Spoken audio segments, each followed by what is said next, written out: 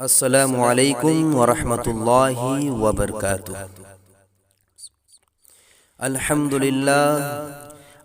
للہ نحمده ونستعینه ونستغفره ونؤمن به ونتوکل علیہ ونعوذ باللہ من شرور انفسنا ومن سیئات اعمالنا من يهده الله فلا مضل له ومن يضلله فلا هادي له ونشهد أن لا إله إلا الله وحده لا شريك له ونشهد أن سيدنا وسندنا ومولانا محمدا عبده ورسوله أما بعد فقد قال تبارك وتعالى في القرآن المجيد والفرقان الحميد فاعوذ بالله من الشيطان الرجيم بسم الله الرحمن الرحيم مثل الذين ينفقون أموالهم في سبيل الله كمثل حبة أنبتت 7 سنابل في كل سنبلة 100 حبة والله يضاعف لمن يشاء والله واسع عليم وقال تبارك وتعالى في القرآن المجيد بسم الله الرحمن الرحيم إنما أموالكم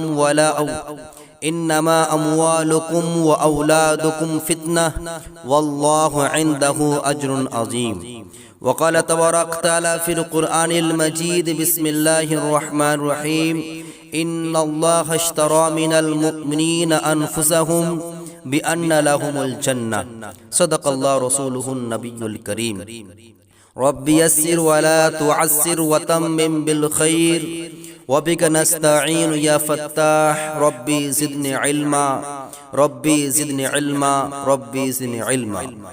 میرے معزز سامعین کرام، بزرگوں، عزیز ساتھیوں اور پردہ نشی میری ماں اور بہنوں، اللہ رب العزت کا بے پناہ احسان و فضل ہے کہ اللہ جل جلالہ اما نوالہ نے ہمیں اور آپ کو جمعہ جیسے عظیم الشان دین عطا فرمائی ہیں، اور اس دن میں اللہ کا فضل و کرم ہوتا ہے کہ اللہ پاک اس دن میں ہم تمام حضرات کو اکٹھا ہو کر اپنے محلے کی جامع مسجد میں آ کر جمعہ کی نماز ادا کرنے کا موقع مل جاتا ہے، اور مزید اللہ تبارک تعالیٰ کرم ہوا، احسان ہوتا ہے کہ اللہ رب العزت نے سب سے محبوب جگہ جس کو بتایا ہے وہ مسجد ہے، جو حدیث میں ہم اور آپ بار بار سنتے ہیں کہ رسول اللہ صلی اللہ علیہ وسلم کی حدیث مبارکہ ہے، احب البلاد الی اللہ مساجدها وابغض البلاد الی اللہ اسواقها، کہ آقا نامدار تاجد مدینہ فخر دو جہاں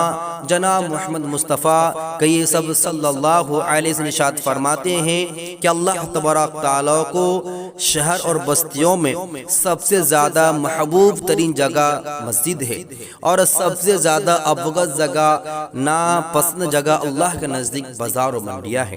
تو ہمیں اور آپ کو جو مسجد میں آنے کی توفیق ملی ہے اللہ تبارک تعالیٰ کی طرف سے ہی ہے، اس لیے ہم اور آپ اللہ کو شکر ادا کرتے ہیں کہ یہ سب الحمدللہ الحمدللہ۔ میرے معزز سامعین کرام، اللہ رب العزت نے ہمیں اور آپ کو جو جو نعمت عطا فرمائی ہے وہ نعمت بے شمار نعمت ہے۔ اللہ نے قرآن میں خود فرمایا، جو ہم اور آپ بار بار آیت سنتے ہیں، وَإِن تَعُدُّوا نِعْمَةَ اللَّهِ لَا تُحْصُوهَا، کہ اللہ تبارک تعالیٰ خود چیلنج کر رہے ہیں کہ تم اگر نعمت کو شمار کرنا چاہو، گننا چاہو، ناممکن گنی نہیں سکتے تم۔ ان تمام نعمتوں میں ایک نعمت یہ ہے کہ اللہ تبارک تعالیٰ نے ہمیں آپ کو مال کی دولت سے نوازا ہے، مال کی نعمت سے نوازا ہے، اور کوئی سے بھی مال ہو، جیسے کہ آج کا میرا اس جمعہ کے محفل میں بولنے کا مقصد یہ ہے کہ عشر کے بارے میں کیا مسئلہ ہے، اور دھان کے بارے میں کیا مسئلہ ہے، کس کو دینا ہے، کتنا دینا ہے، کس طرح دینا ہے۔ تو یہ جو دھان کا پیداوار اللہ تبارک تعالیٰ کے رحمت سے ہے، یعنی رحمت کی جو بارش ہوتی ہے، ہمیں آپ کو تعجب ہونی چاہیے، اللہ تبارک تعالیٰ نظام پر غور کرنی چاہیے۔ چاند پر سورج کے لیے اس طرح بارش کا برسنا، اس طرح ایک دانے کو نکالنے کے بعد پھر اسی دانے سے نکالتا اللہ تبارک تعالیٰ، اور بہت ساری نعمتیں ہیں اللہ تبارک تعالیٰ کی، بہت ساری مخلوقات ہیں جس میں ہم اور آپ غور کریں گے، جو اللہ تبارک تعالیٰ تک ہم ضرور پہنچیں گے۔ تو حدیث میں آتا ہے کہ 70 سال گھر بیٹھ کر نفل عبادت سے بڑھ کر ہے۔ کب؟ جب اللہ کے مخلوق پہ اللہ کی تخلیق میں ہم اور آپ غور فکر کریں گے اللہ تبارک تعالیٰ کے قدرت و طاقت میں۔ میرے معزز سامعین کرام، ہم اور آپ ہلکی سے ایک مثال سے بات آگے چلاتے ہوں کہ ہم اور آپ اگر غور کریں گے کہ اللہ تبارک تعالیٰ آسمان سے بارش برساتا ہے، اور وہ بارش آم کے درخت میں جا رہا ہے، دھان کے درخت کھیت میں جا رہا ہے، وہ امرود میں جا رہا ہے، سیب میں جا رہا ہے، آم پر جا رہا ہے، کٹہل پر جا رہا ہے، کشمش بادام پر جا رہا ہے، کھجور پر جا رہا ہے۔ تعجب کی بات یہ ہے کہ اللہ تبارک تعالیٰ اسی بارش کے ذریعے اس کو سیراب کرتا ہے، لیکن ہر ایک پھل کا، ہر ایک فروٹ کا جو ذائقہ ہے، مزہ ہے، جو لذت ہے، وہ بالکل جدا ہے، الگ الگ ڈیفرنس ہے۔ یہ جو ڈیفرنس پیدا ہو جانا، یہ ڈیفرنس آ جانا، یہ کس کی طاقت ہے؟ اللہ تبارک تعالیٰ طاقت و قدرت میں ہے۔ ہم غور کریں بھائی، سیب کھائیں، اس درخت کا اس کا الگ ٹیسٹ، اسی باغ کے اندر کسی اور درخت کا ہم اگر پھل کھاتے ہیں، وہی سیب کھاتے ہیں، اس کا ٹیسٹ الگ ہے۔ کھجور لیجیے، ہزاروں کھجور درخت ہیں، ہر ایک کھجور کا کیا ہے؟ کھجور کا ٹیسٹ الگ ہے، مزہ الگ ہے، مٹھاس الگ ہے۔ تو پانی تو ایک ہی طرح ہے، وہ اللہ تبارک تعالیٰ جو نزل من السماء، آسمان سے جو بارش برساتے، اسی بارش کا سیراب سے ہی، اسی بارش کی وجہ سے پھل بن رہا ہے۔ لیکن اللہ تعالیٰ اپنے نظام کو بدل دیا، اپنے قدرت کے نظام کو دکھا دیا کہ خدا ہے جس نے ان تمام چیزوں میں مزہ ڈالتا ہے، کسی میں کڑوا ڈال دیتا ہے، کسی میں کھٹا پن ڈال دیتا ہے۔ میرے معزز سامعین کرام، تو میں نے خطبہ میں ایک تلاوت کیا ہوں جس میں اللہ تبارک خود ہمیں آپ کو تعلیم دے رہے ہیں، خود ہمیں آپ کو سمجھا رہے ہیں کہ بابو سمجھ لینا کہ اللہ تبارک تعالیٰ نے اولاد کو اور مال و دولت فتنہ پیدا کیا، جس اللہ قرآن میں خود فرماتے ہیں انما اموالکم و اولادکم فتنہ واللہ عندہ اجر عظیم۔ اللہ خود ہمیں آپ کو گائیڈ لائن فرما رہا ہے، ہمیں آپ کو سمجھا رہا ہے، بجھا رہا ہے کہ سمجھ جاؤ کہ یقیناً تمہارے مال اور تمہارا اولاد فتنہ ہے، واللہ عندہ اجر عظیم، اور اللہ کے پاس اجر عظیم ہے، بہترین بدلہ، بہترین ثواب ہے۔ یعنی اس آیت مقدسہ میں کہنا یہ ہے، کیا کہنا ہے؟ یعنی اولاد مت ہونا چاہیے، مال نہیں ہونی چاہیے، نہیں۔ اللہ جانتا ہے کہ میرا جو بندہ ہے یہ مال کے پیچھے بھی دوڑے گا اور اولاد کے پیچھے بھی دوڑے گا، اور مال و اولاد کی وجہ سے وہ کیا کرے گا؟ میرے نافرمان میں اتر آئے گا، نماز کو چھوڑے گا، روزہ کو چھوڑے گا، حج کو چھوڑے گا، زکوٰۃ کو چھوڑے گا، ٹیکس پر زندگی گزارے گا، سود کا کاروبار کرے گا، حلال و حرام کو کچھ پہچان نہیں کرے گا، تمام چیزیں کرے گا میرا بندہ۔ ان تمام جاننے کے بعد اللہ تبارک خود کہہ رہا ہے کہ مال و اولاد تمہارا فتنہ ہے۔ یعنی مال اولاد کا ہو جانا بذات خود فطرہ نہیں ہے، لیکن فتنہ تب ہے جب اس مال اور اولاد کی وجہ سے ہم اللہ کے احکامات کو ترک کر دیں، اللہ کے احکامات کو چھوڑ دیں گے، تو یاد رکھیے یہی مال، یہی اولاد ہمارے فتنہ ہو جائے گا۔ لیکن اگر وہی مال اگر ہم اور آپ اللہ کے راستے میں خرچ کرتے ہیں، وہی مال اگر ہم مدارس میں لگاتے ہیں، وہی مال اگر ہم مساجد میں لگاتے ہیں، وہی مال سے ہم راستہ بنا دیتے ہیں، وہی مال سے ہم اچھے کام کرتے ہیں، اور وہ اولاد جس نے اللہ تبارک ہمیں آپ کو آنکھوں کا نور بنا کر دیا، دل کا ٹھنڈک بنا کر دیا، جس کے دیکھنے کے لیے تڑپتا ہے والدین، وہ جو مہمان دیا ہے، وہ جو اللہ تعالی مہمان عطا فرمائے رحمت دیا ہے، اس رحمت کو اگر ہم دیندار بنا دیتے ہیں، اس کو حافظ عالم بنا دیتے ہیں، اس بچے سے ہم دین کا کام لے لیتے ہیں، تو پھر یہ مال اور یہ اولاد ہمارے فتنہ نہیں بلکہ رحمت ہے۔ یہ اللہ تبارک مال سے اولاد سے محبت کرنے کے منع فرمایا، کیوں؟ کہ اللہ جانتا ہے کہ یہ جو میرا بندہ ہے اس کے اندر میں سافٹ ویئر اپڈیٹ کر دیا ہوں اولاد سے محبت کرنے کی اور مال سے محبت کرنے کی۔ لیکن ہم اور آپ اگر مال کے چکر میں، اولاد کے چکر میں اگر ہم ڈوبے رہیں گے، اللہ کے احکامات کو ترک کریں گے، پیروں سے کچل ڈالیں گے، رات و دن حرام حلال کا پہچان نہیں کریں گے، تو اللہ خود ہمیں آپ کو گائیڈ لائن کر رہا ہے، یاد رکھیں پھر تمہارے لیے دونوں چیز فتنہ ہو جائے گا۔ اگر فتنہ نہیں ہے، ہمارے خیر ہے، اچھے راستے میں اللہ کا مال خرچ کرتے ہیں، اولاد کیسی جگہ ہے، اللہ کیا کہہ رہا ہے؟ واللہ عنده اجر عظیم۔ اگر اللہ تبارک تعالیٰ کے پاس کیا فرما اللہ کہ اللہ کے پاس بہترین بدلہ ہے جب یہ اچھے کام میں ہم یوز کریں گے۔ میرے معزز سامعین کرام، اب رہی بات مال کے بارے میں، اللہ تعالیٰ خود فرما دیتے ہیں، کہو قل ان صلاتی و نسکی و محیای و ممات اللہ رب العالمین۔ کیا شاندار آیت ہے، اللہ کیا فرماتے ہیں، سن لیجئے۔ اللہ کہہ رہا ہے قل، آپ کہہ دیجئے نبی، میری نماز، میرا جینا اور میری نماز و نسکی، آگے کیا فرماتے ہیں وہ نسخی سے کیا فرما رہے ہیں کہ میرا نماز، میری قربانی، میرا جینا، میرا مرنا سب اللہ کے لیے ہے. یعنی جینا، مرنا، نماز، روزہ، حج و زکوٰۃ ہر ایک چیز کس کے لیے ہونی چاہیے؟ بتائیے اللہ کے لیے ہونی چاہیے. تو ہمارا جو مال ہے، ہمارا اٹھنا ہے، ہمارا بیٹھنا ہے، ہمارا جینا ہے، ہمارا کھیل کود بھی ہے، سونا بھی ہے، پڑھنا بھی ہے، چلنا بھی ہے، ہر ایک اعمال کو ہمارے اب ذمہ داری ہے کہ ہم کیا کریں؟ کس کے لیے؟ اللہ کے لیے کریں. ہم اگر سونا ہمارا اللہ کے لیے ہوگا، کام کرنا اللہ کے لیے ہوگا، روزگار کرنا اللہ کے لیے ہوگا، اور اس مال کو خرچ کرنا اللہ کے لیے بنے گا، تو یاد رکھیے وہ مال ہمارے لیے کل قیامت میدان میں کیا ہوگا؟ سفارش کا ذریعہ بنے گا، جنت کے باعث بن جائے گی وہ مال. کب؟ جب ہم اس مال کو اللہ کے راستے میں خرچ کریں گے. اور سب سے خوشی کی بات یہ ہے جو اللہ تبارک تعالیٰ خود قرآن فرماتا ہے کہ میں نے مومن کے مال کے بدلے جنت کو خرید لیا ہے. سبحان اللہ، سبحان اللہ. ایسے رب ہمیں آپ کو کہاں ملیں گی بتائیے؟ ایسے خدا جو خدا خود کہہ رہا ہے کہ تم انکام کرو اور میرے راستے میں خرید، اس کو وقف کر دو، میرے راستے میں صدقہ کر دو، تمہارے جنت استقبال ہے. اللہ قرآن خود فرماتا ہے ان اللہ اشتری من المؤمنین انفسهم اگر فَإِنَّ اللَّهَ اشْتَرَى مِنَ الْمُؤْمِنِينَ أَنفُسَهُمْ بِأَنَّ لَهُمُ الْجَنَّةَ.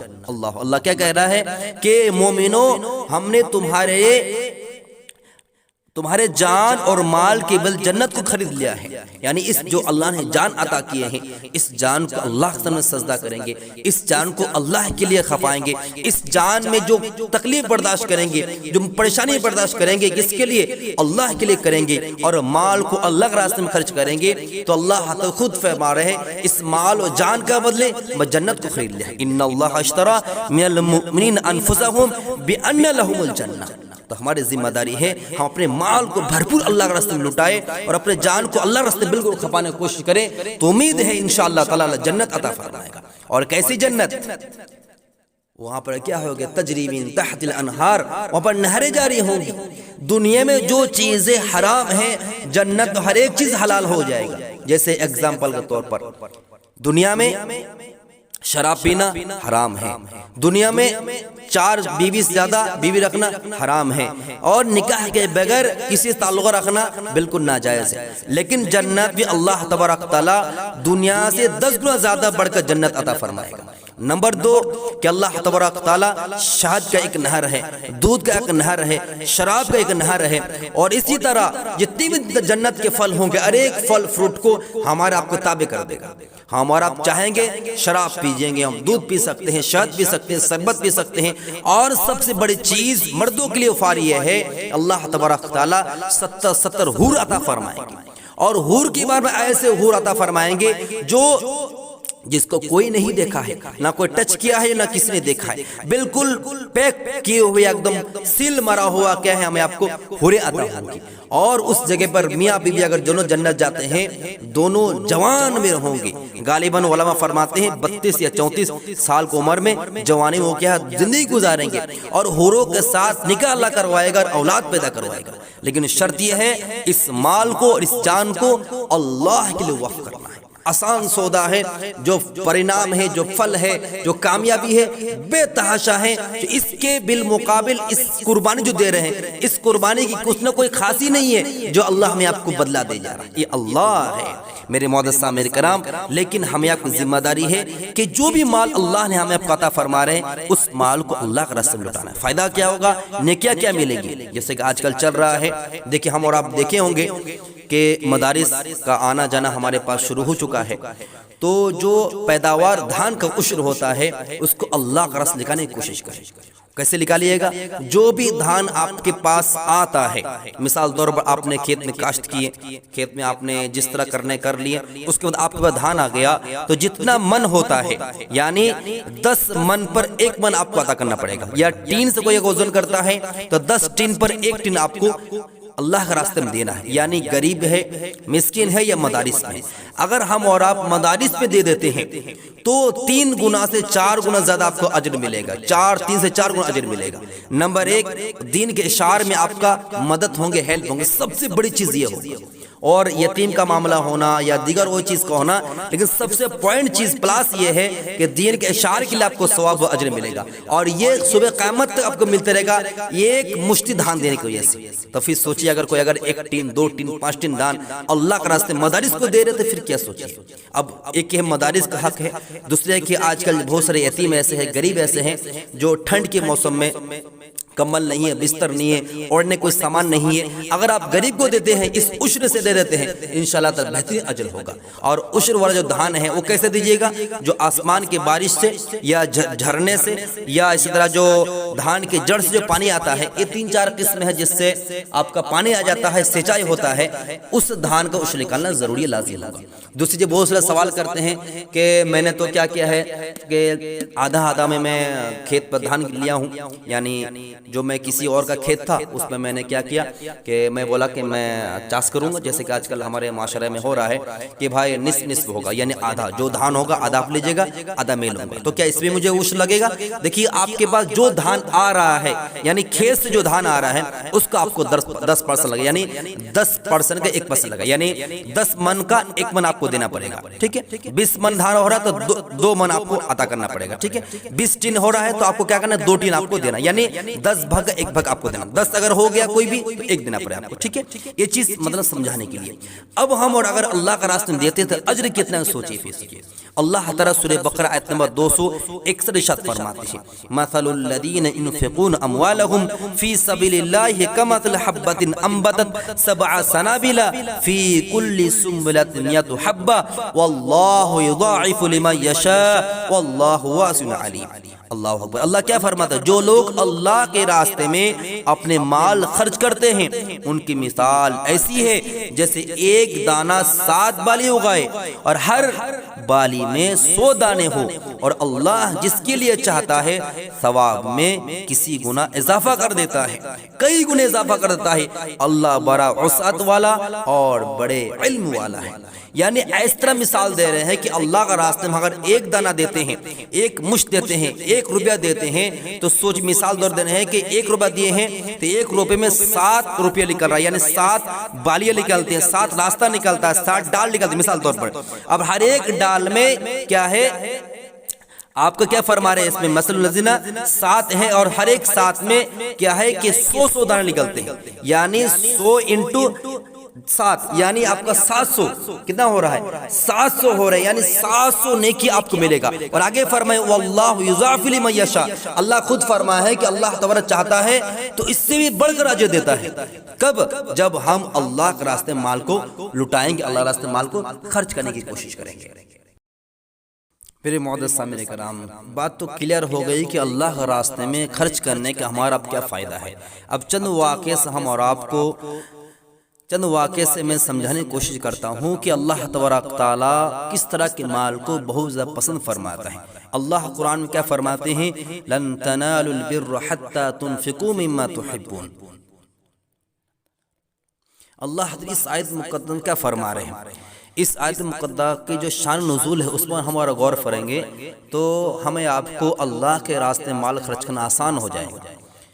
جیسے کہ ایک صحابی ہیں، وہ سنے اور حضور صلی اللہ علیہ وسلم خدمت میں حاضر ہوئے اور کہا یا رسول اللہ، کیا واقعی اللہ تبارک تعالی محبوب مال کو خرچ کرنے پر ہمیں آپ کو تعلیم فرمائی اور حکم کیا کہ اس مال کو اللہ راستے میں خرچ کرو جو تم کو سب سے زیادہ محبوب ہے، سب سے پسند ہے؟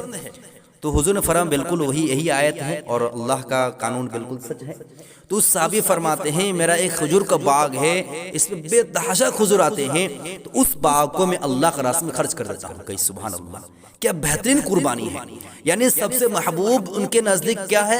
ان کے نزدیک محبوب چیز وہ باغ ہے، اس باغ کو اللہ راستے میں خرچ کر دے رہے۔ تو سوچیے ہم اور آپ اس موقع پر پچھلے سال لاک ڈاؤن کی وجہ سے پچھلے سال بارش نہ ہونے کی وجہ سے ہمارے اور آپ کے کھیت میں دھان نہیں ہوا، تو اللہ کی آزمائش تھی۔ اب بھی انسان دھان دیا ہے، اللہ تبارک تعالیٰ نے ہمارے آپ کی ذمہ داری ہے اس دھان کو بھرپور اللہ کے راستے میں لگائیں اور کس جگہ پر؟ جس جگہ پر ہمارے آپ کی ذمہ داری ہوتی ہے اس جگہ پر ہم آپ لگائیں جو اہل حق وہ ہیں، جو ہمارے آپ کے ایمان کے تحفظ کرتے ہیں، جو ہمارے آپ کو نماز کا تعلیم دیتے ہیں، جو ہمیں آپ کو قرآن کی تعلیم دیتے ہیں، جو ہمیں آپ کو دین کی صحیح نہج سکھاتے ہیں، جو ہمیں آپ کو ہندوستان رہنے کا صحیح تعلیم دیتے ہیں، جو ہمیں آپ کو صحابہ کی قربانیاں، رسول اللہ صلی اللہ علیہ وسلم کی سیرت مبارکہ کو تمام چیز ہمارے سامنے کھول کے رکھتے ہیں، ان کے پاس ہمیں اب پہنچانے کی ضروری ہے۔ وہ کہاں ہے؟ وہ مدارس ہیں۔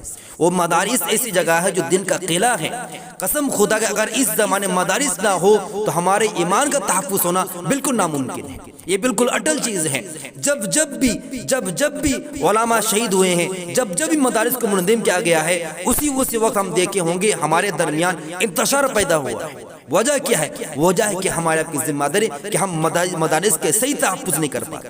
ہاں ماشاءاللہ بہت مسلمان ایسے ہیں جو ماشاءاللہ مدارس میں وقت پڑھتے ہیں، دھیان دیتے ہیں، تو ہمارے پاس جو علماء آتے ہیں یہ سمجھ لیجیے علماء شیخ الحدیث بھی کوئی ہو سکتے ہیں، کوئی قرآن پڑھانے والا ہو سکتے ہیں، کوئی حدیث کا درس دینے والا ہو سکتے ہیں، کوئی صدر ہو سکتے ہیں، کوئی سیکنڈری ہو سکتا ہے، کوئی شیخ الحدیث بھی ہو سکتے ہیں، کوئی بخاری تعلیم دینے والا بھی ہو سکتے ہیں، یہ کوئی نورانی قاعدہ پڑھانے والا ہو سکتے ہیں، لیکن یہ تمام نبی کے وارث ہیں۔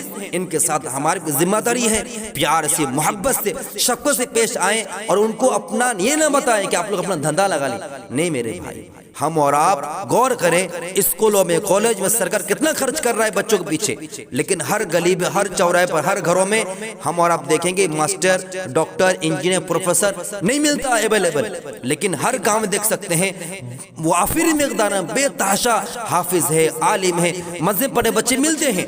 حالانکہ مدرسہ کے جو خرچہ ہے اس سے لاکھوں اربوں گنا زیادہ خرچ اسکول کالج میں ہوتا ہے، لیکن وہاں پر وہ چیز نہیں حاصل ہو پاتا جو مدارس ہمیں آپ کو دیتا ہے۔ مدارس کیا دے رہا ہے؟ رمضان مبارک میں جو سب سے بہترین چیز، ہزار نیکی ہم لوٹتے ہیں، حافظ قرآن دے رہا ہے۔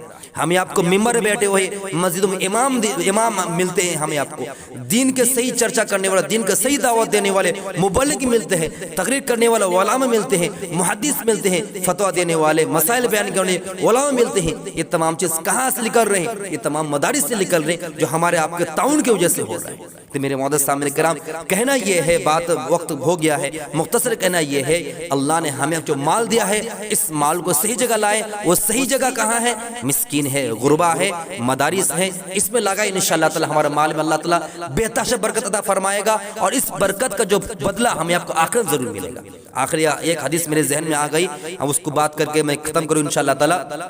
حدیث میں آتا ہے، مسلم شریف کی حدیث ہے، رسول اللہ صلی اللہ علیہ وسلم ارشاد فرماتے ہیں، اذا مات الانسان انقطع عنہ عملہ الا من ثلاث، صدقۃ جاریہ وعلم ينتفع به اور ولد صالح يدعو له، کہ رسول اللہ صلی اللہ علیہ وسلم ارشاد فرماتے ہیں انسان جب انتقال ہو جاتا ہے، جیسے کہ ہمیں آپ کو دنیا چھوڑ کر جانا ہے، اور جب موت کی جو گھڑی آتی ہے اس وقت کوئی اگر انسان یہ سوچتا ہے کہ میں ہر ایک چیز اللہ کے راستے میں قربان کر دوں گا، مجھے اللہ تعالیٰ ذرا سے مہلت دے دے، جب انتقال کا لمحہ آتا ہے اللہ تعالیٰ اگر مر گیا، پھر اللہ کہہ رہا ہے تم اگر مر گیا ہے تم کو وہ مہلت نہیں دی جائے گا، وہ خود کہہ رہا اللہ تعالیٰ ذرا سی مہلت دے دے، ہر ایک چیز تیرے راستے میں قربان کر دوں گا مرنے کے بعد۔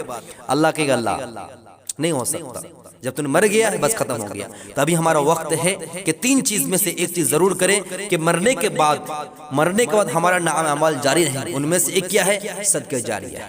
دوسرا نمبر کیا ہے کہ کسی نے علم سکھا دے کسی بچوں کو، جس نے میں نے ماشاءاللہ بہت سارے مکتب بچوں کو میں نے قرآن سکھا دیا، ٹھیک، وہ کسی اور سکھائے گا۔ تیجے کیا ہے؟ میں جو انتقال ہونے کے بعد کہ یہ بچہ قرآن تلاوت کرے میرا نامہ اعمال میں آتا رہے گا۔ نمبر 3 کیا ہے؟ وہ بچہ جو اپنے والدین حق میں رب ارحمہما کما ربیانی صغیرا، یا اللہ میرے والدین مغفرت فرما، یہ بچہ جو آپ کی دعا کرے آپ کے لیے، اپنے والد کے لیے، اپنے رشتہ دار کے لیے، یہ بچے کی دعا نام اعمال میں لکھ رہے گے اور آپ کا درجہ بلند ہوتے رہیں گے اور آپ کے مغفرت ہوتے رہیں گے۔